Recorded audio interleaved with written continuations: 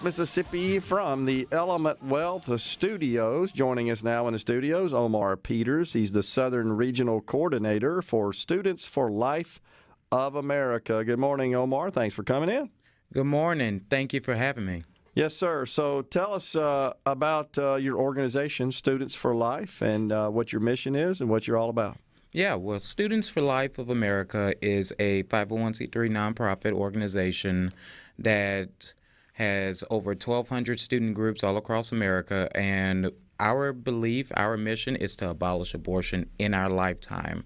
Our mission is not complete until it's banned in all 50 states, whether by constitutional amendment, by state, or by Congress. But we do take those incremental steps.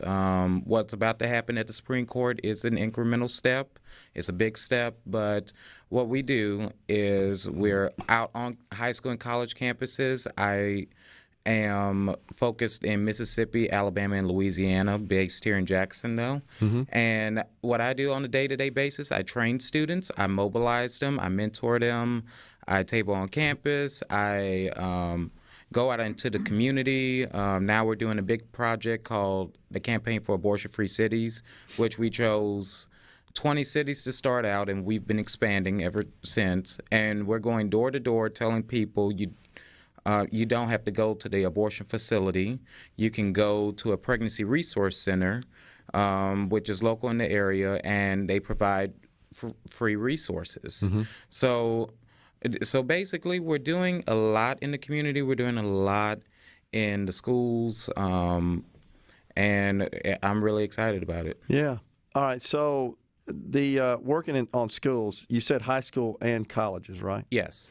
What's the general attitude about abortion you're seeing, Omarr, within the community of that age group?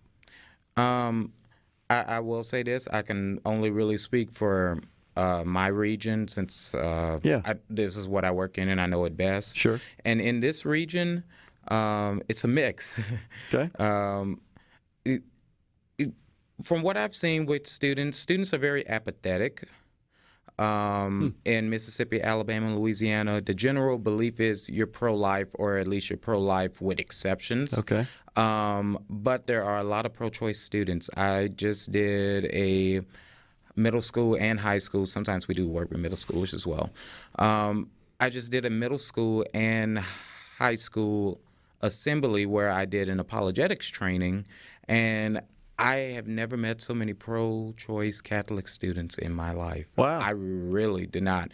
And it shows how much work not only I have to do, but we have to do as a community if we're really going to save the nation. Because if we cannot hold on to the states we're supposed to hold on to as pro-lifers, it's gone. It's a wrap.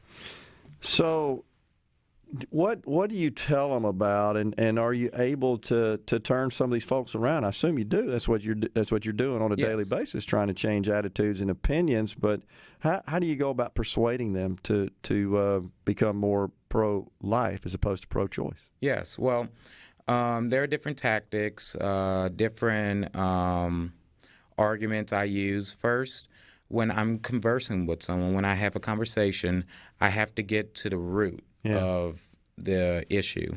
Why, if they've had an abortion before, why did they have it? Why did they feel the need to have it?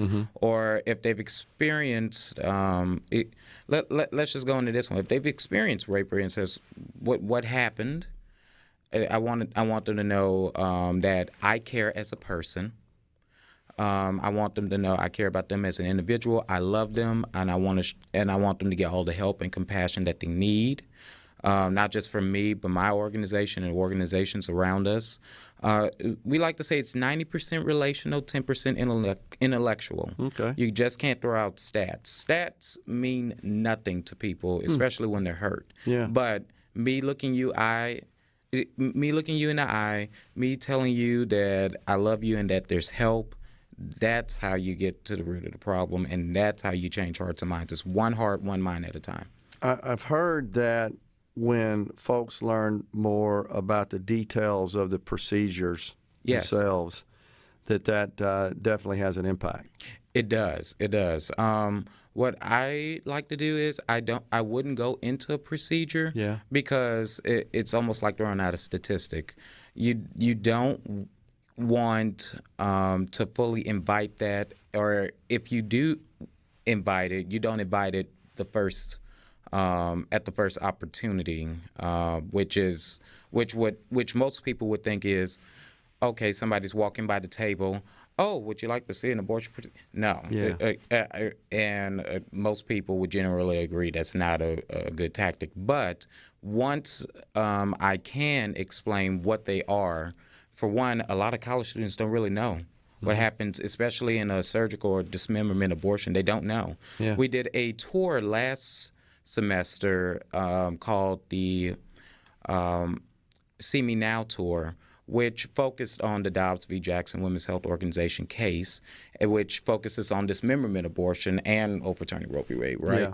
So we showed a video that was done by Live Action, which is it is a cartoon, because obviously nobody wants to see that graphic, but it showed enough to where we saw a lot of minds change. I witnessed that all throughout the tour. One really stuck with me at the University of Alabama. She was super pro-choice.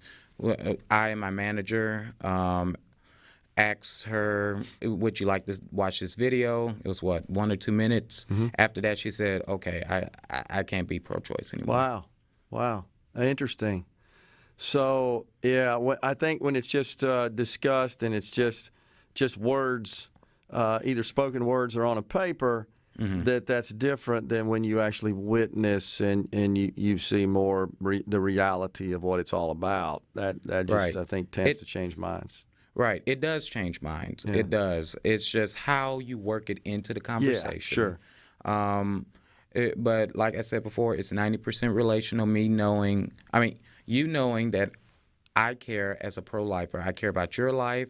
I care about you as a woman, if it is a woman I'm talking to. And now, of course, the approach is different when you're talking to pro-choice men. Okay. Making sure that they know that they have a responsibility because, as we all know, it takes two to tango, right? Yeah. So knowing that that's true, they have half of that child is yours. Half of that child is your responsibility. Sure. We need stronger fathers. We need fathers to come back into the community because without you're seeing the results. Today's America and today's world is seeing the results of fathers being put out of the home. Mm-hmm. So when I talk to pro-choice men, I say it's also your responsibility to help raise a child. You're the father. You're the man. You're supposed to show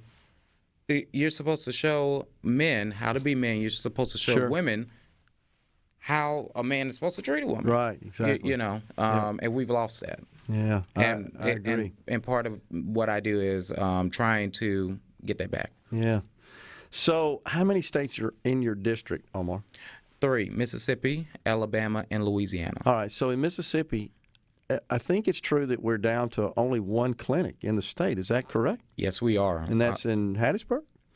No. Where is it? It was in Jackson. It's in Jackson. Okay. There is a referral in Hattiesburg, and that's an actual Planned Parenthood. So, but they don't do abortions there. They don't do right? abortions. Okay, they refer people to Tuscaloosa or Birmingham. Okay, so then, but in Alabama and Louisiana, I assume there are more abortion providers. Yes. We only have one in Mississippi. So. Yes, that is correct. There's one, I know, in New Orleans. I think there's 1 or 2 in Baton Rouge. Yep. There's Tuscaloosa, Birmingham.